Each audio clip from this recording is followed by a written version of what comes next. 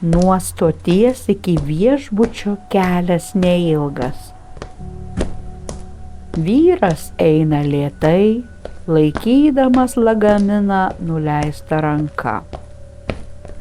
Žvyras ir senas sniegas po batai suskamba dusliai, paskui vėl nutyla.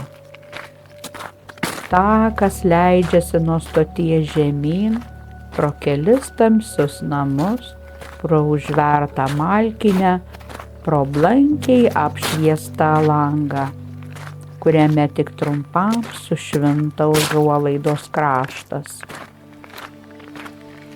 Aukščiau prie stoties dar laikėsi sniegas, bet leidžianti žemyn, oras po truputį keitėsi. Šaltis pasidarė minkštesnis, rūkas retesnis, vietoj sniego takelyje atsirado drėgni akmenys ir juoda žemė. Ir galiausiai lietus. Iš pradžių vyras jo nepastebi kaip atskiro garso, tik po kurio laiko supranta, kad ant palto pečių nusėda smulkūs lašai. Nestiprus, ramus, tokie, kurie neplaka, o kaupiasi. Medžių viršūnėse lietus skamba kitaip negu ant stoties stogo. Ten buvo pavieniai lašai, čia minkštas nuolatinis čežėjimas. Miškas prasideda visai netoli. Tamsūs kamienai, juodos eglės, šlapi kontūrai. Tarp šakų beveik nematyti dangaus. Tik kartais kažkur aukščiau sujuda pilkesnė debesų juosta. Lietus lysta per šakas, per samanotą žemę, per taką, kuriuo jis eina. Ir tas garsas, tylus ir pastovus, pamažu užpildo visą naktį. Viešbutis stovi kiek atokiau nuo kelio. Nedidelis, 2 aukštų. Su stačiu stogu, ant kurio lietus dabar krinta tolygiai, be skubos. Langai apšviesti šiltai, prie durų kabo mažas žibintas, jo šviesa gelsva, labai panaši traukinio vagono lempas, tik stabilesnė. Vyras trumpam sustoja prie vartelių, takelis iki durų išklotas plokščiais akmenimis. Tarp jų susikaupęs vanduo tamsus, nejudrus, gėlių loveliai tušti, tik juoda žemė ir keli šlapi stagarai, palikti žiemai. Medinė iškaba virš įėjimo nuo lietaus patamsėjusi. Ant jos pavadinimas paprastas, beveik kuklus. Toks, kurio nesinori tarti garsiai. Jis atidaro vartelius. Jie sucypsi labai tyliai, paskui užsidaro. Laipteliai prie durų drėgni, šiek tiek slidūs. Jis pakelia lagaminą aukščiau, kad nekliudytų medinio slenksčio, ir paspaudžia rankeną. Viduje šilta. Šiluma pasitinka nestaigiai. Ji tiesiog apgaubia veidą, rankas, kaklą. Po lietaus ir kalnų oro ji atrodo gilesnė. Jau ne tokia kaip traukinyje. Čia ji nejuda kartu. Ji stovi vietoje, nusistovėjusi, gyvenama. Prieškambaris mažas, medinės grindys, pakabos ant sienos, senas kilimėlis prie durų, į kurį sugeriamas vanduo nuo batų. Kažkur giliau name jaučiasi židinio kvapas, ne dūmų, būtent šilto degančio medžio, sausos malkos, pelenų švara, kaitra, kuri ilgai laikosi plytose. Vyras uždaro duris už savęs. Lietus lieka anapus stiklo ir medžio, bet jo garsas nedingsta, tik pasidaro tolimesnis, minkštesnis. Iš už kampo pasirodo moteris, ne jauna ir ne sena. Jos judesiai ramūs, ant pečių užmestas tamsus megztinis, rankose maža knyga ar registracijos sąsiuvinys. Ji pažvelgė į vyrą taip, lyg naktiniai atvykimai čia būtų įprasti, be smalsumo, be skubos. Jie pasisveikina tyliai. Balsai kambaryje skamba minkščiau negu lauke. Medis ir kilimai juos sugeria. Ji užrašo jo pavardę, suranda raktą, padeda jį ant stalo. Raktas sunkesnis negu šiuolaikiniai, su mažu žalvariniu pakabuku. Numeris ant jo nublukęs nuo daugelio rankų. Vyras pasirašo, popierius lengvai sušnara. Plunksna ar rašiklis perbraukia per eilutę. Tiek. Moteris parodo laiptus, dar trumpai pasako, kad apačioje svetainėje dega židinys, o ryte pusryčiai bus nuo ankstyvo laiko, jei jis norės. Vyras linkteli, daugiau nieko nereikia.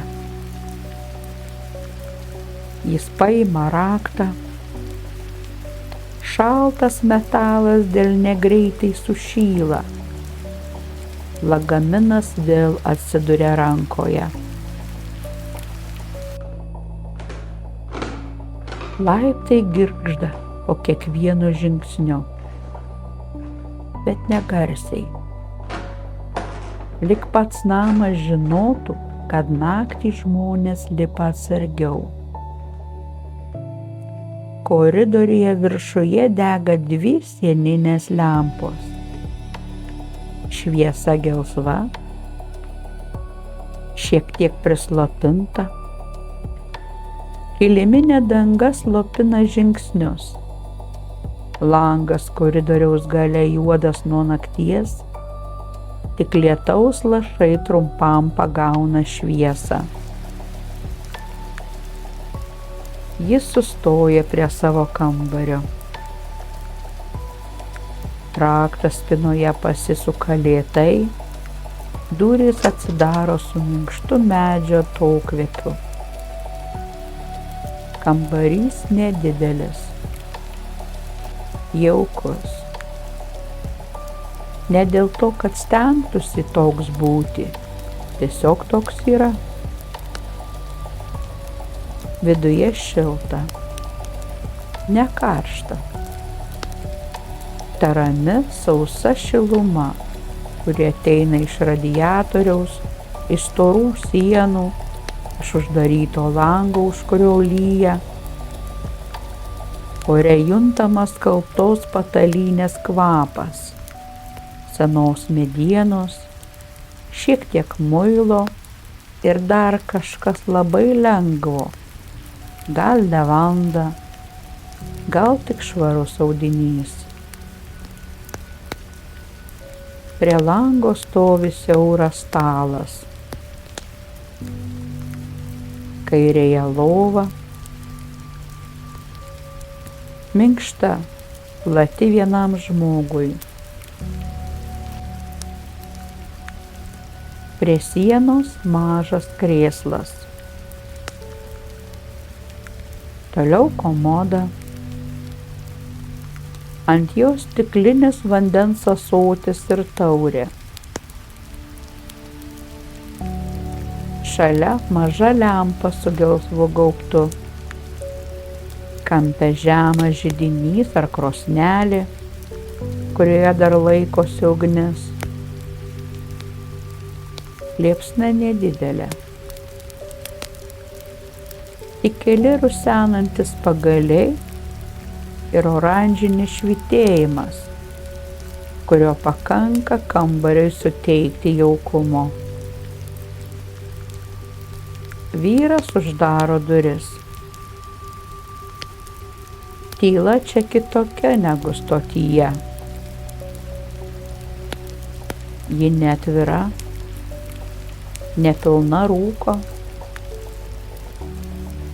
Šita tyla laikosi tarp sienų, užuolaidų, audinių, kilimo.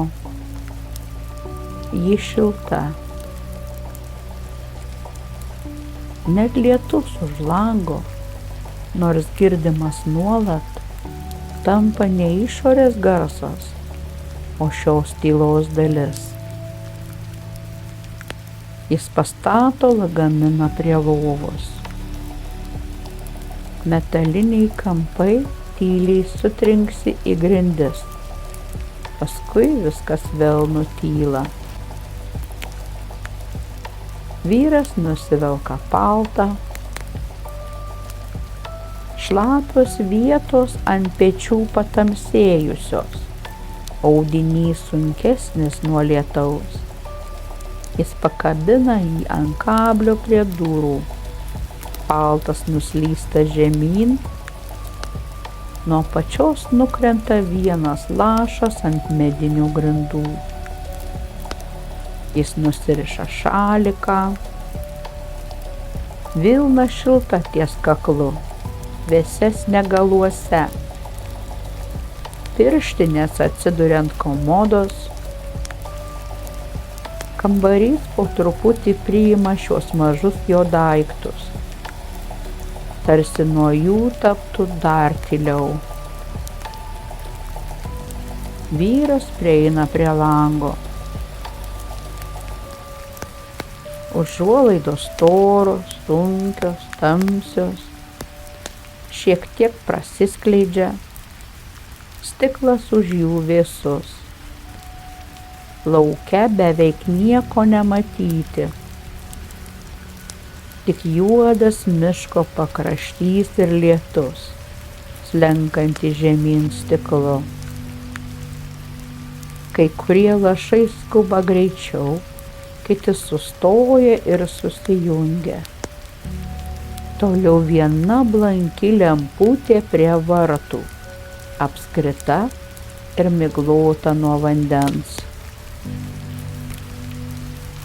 Lietus čia girdisi aiškiau. Takšt, takšt. Paskui ištisinis šnarėjimas, kai daugiau lašų sukrenta į medžių šakas ir į žemę vienu metu. Jis trumpam paliečia stiklą. Šaltys tylus ir lygus. Tada atitraukia ranką, užuolaidos vėl susiglaudžia. Kambaryje lieka židinio švytėjimas ir lempa ant komodos. Vyras atsisėda ant lovos krašto. Čiužinys pasiduoda iš karto, ne per daug. Tiesiog tiek, kad kūnas pajustų, jog nereikia laikytis taip tiesiai, kaip traukinyje ar kelyje. Antklodė po delnu stora, tanki, kiek šiurkšti iš vidaus ir minkštesnė vidinėje pusėje. Jis perbraukė per ją delnu vieną kartą, tarsi tikrintų, ar tikrai tokia šilta, kaip atrodo.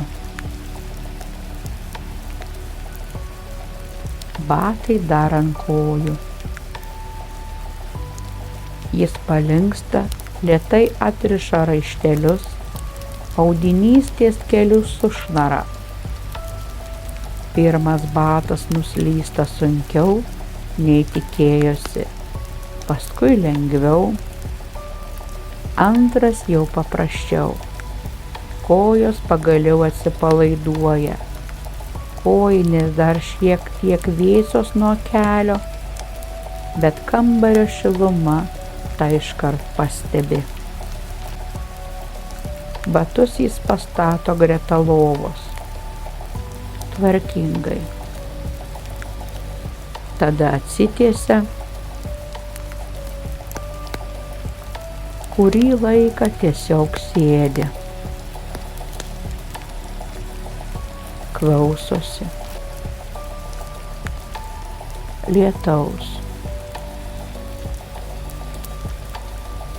židinio alsavimo, kartais labai tylaus medžio spragtelėjimo ugnyje.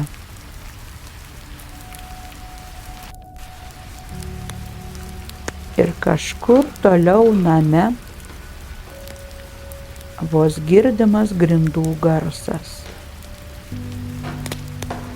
Tarsi kitas svečias ar pati šeimininkė būtų nuėjusi koridoriumi ir sustojusi. Po to vėl nieko. Tik lietus. Tik šiluma. Židinyje rusenanti mediena kartais trumpam sušvinta ryškiau, tada vėl lieka tik gilesnė oranžinė širdis. Tas švytėjimas lėtai juda ant sienos ir ant lubų kampo, ne tiek, kad trauktų dėmesį, tiesiog tiek, kad kambarys atrodytų gyvas. Vyras atsistoja ir prieina prie židinio. Atsitupia. Iš arti mediena kvepia stipriau. Sausas dūmų likutis, kaitra, įkaitęs metalas, maži pelenai susigulė prie krašto. Ant malkų paviršiaus dar matyti tekstūrą. Kai kur juoda, kai kur rusvai auksinė nuo kaitros. Vienas plonesnis pagaliukas tyliai lūžta pats nuo ugnies svorio. Trakšt.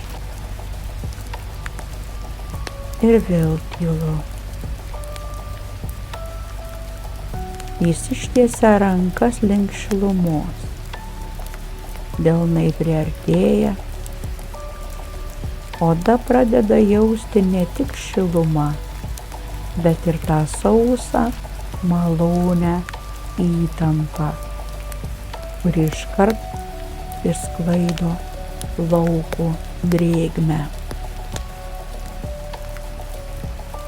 Po kiek laiko jis atsitiesia. Nusivelka švarką ar viršutinį megztinį, palieka jį ant krėslo. Atsisega marškinių viršutinę sagą, kaklas atsipalaiduoja, Judesiai neskubus, nėra kam jų skubinti.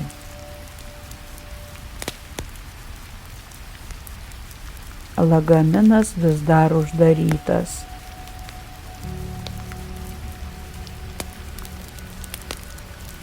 Jis atsiklaupia prie jo, atsega sagtis ar užtrauktuką, viduje daiktai sudėti tvarkingai.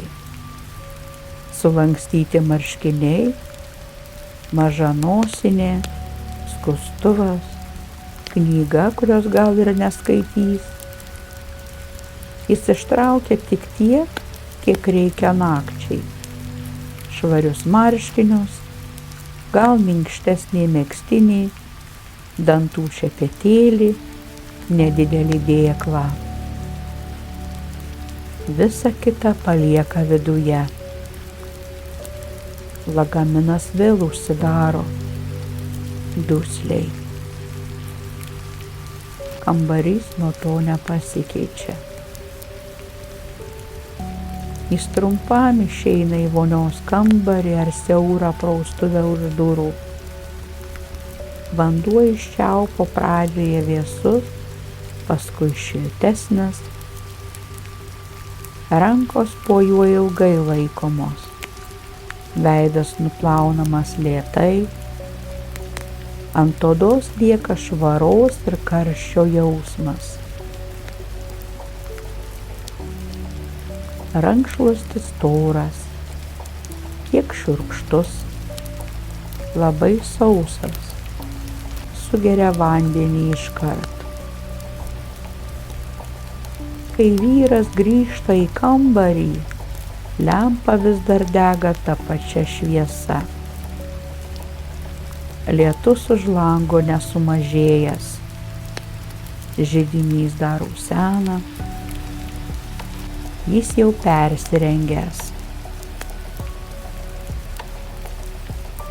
Audinys dabar lengvesnis, švaresnis. Kambario šiluma jį priima kitaip negu kelionės drabužius.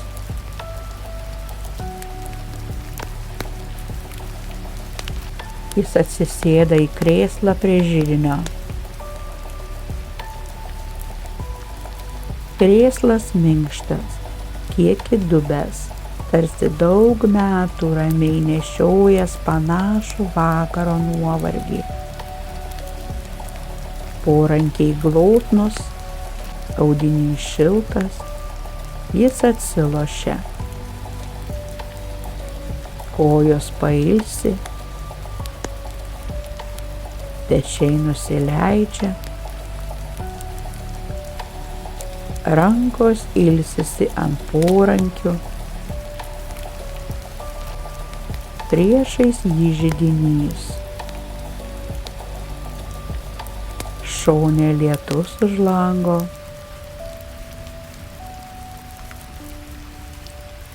Šiluma čia kitokia negu visur kitur tą naktį.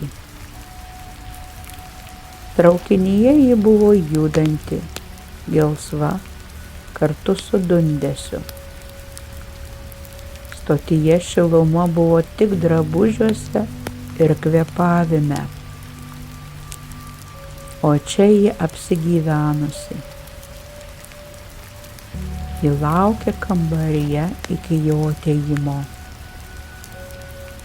Ji buvo čia anksčiau ir liks po to, kai jis užmigs. Tas laukimo jausmas ramina. Lietus už lango nevienodas, kartais tankesnis, kartais trumpam tyliau.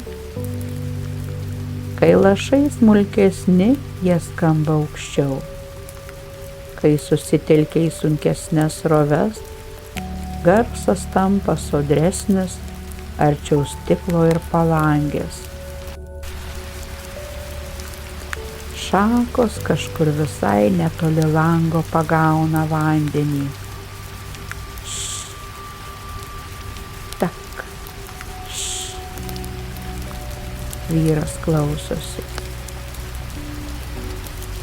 Jis nebegalvoja apie traukinį kaip apie kažką artimą, tik apie ritmą, kuris dar truputį likęs kūne.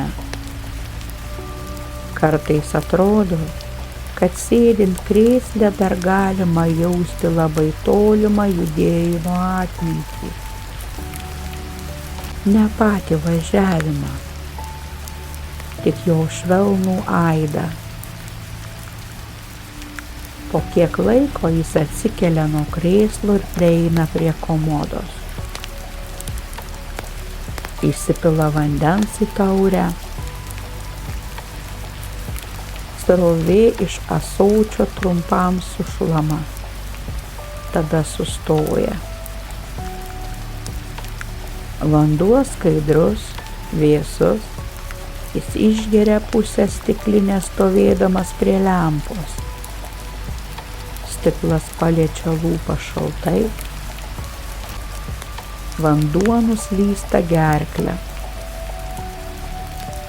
Taurė vėl padedama ant komodos. Trumpas stiklo prisilietimas prie medžio. Kambaryje dar tas garsas aiškus, bet neryškus. Vyras prieina prie lovos, atlenkia antklodės kraštą. Patalynė tvarkinga, balta ar beveik balta gelsvoje šviesoje. Paklodė lygi, vėsi delnai. Pagalvė puri, bet ne per aukšta. Jis dar neatsigula. Pirma prisėda ant lovos krašto ir pakelia akis į langą. Lietus nesustoja. Jam tai patinka. Ne todėl, kad lietus ką nors reikštų. Tiesiog todėl, kad jo garsas suteikia kambariui gylio. Už šito šilumos yra drėgna naktis.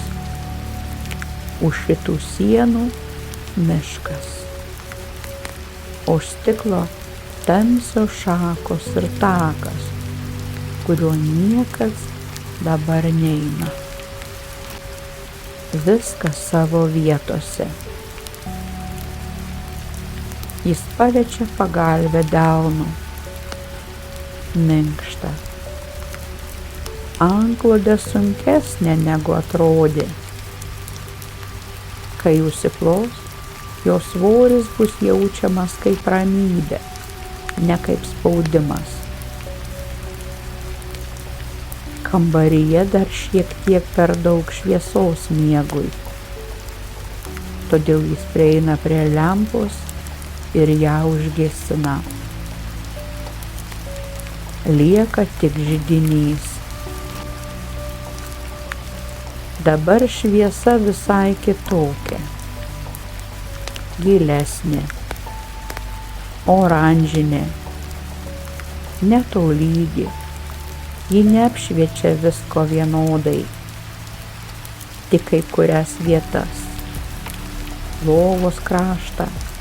Krėslo porankį, lagamino kampą, o visa kita pasitraukia į minkštą pustamsį. Lietus tokioje šviesoje girdisi dar aiškiau.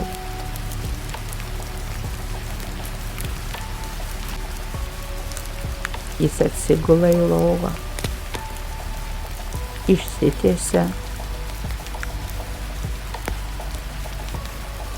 Čiužinys priima nugarą ir pečius su tylia, gilia nuolaida. Pagalvė po pakaušiu minkšta, bet ne per minkšta.